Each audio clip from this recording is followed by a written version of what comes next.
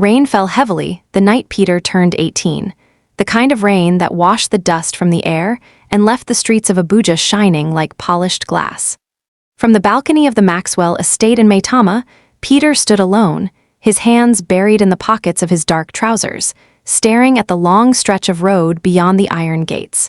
Headlights from passing cars blurred through the rain, their reflections sliding across the wet asphalt like slow-moving stars.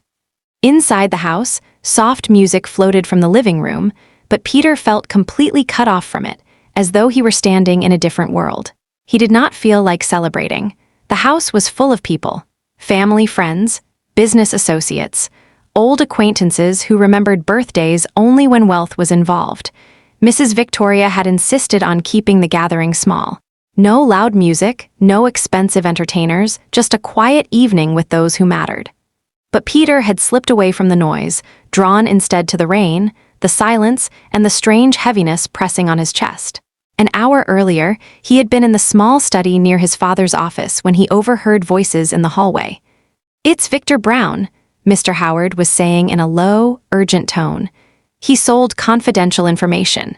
He moved funds without authorization.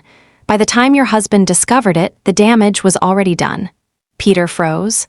"No," Mrs. Victoria whispered. "Victor would never do that. He's been with us for years. He's family." "I'm sorry, Ma," the lawyer replied, "but the documents are clear." Peter pressed his back against the wall, his heart pounding, listening as something inside him quietly began to break. Victor Brown, his father's closest business partner. The man Peter had called Uncle Victor since he was 10.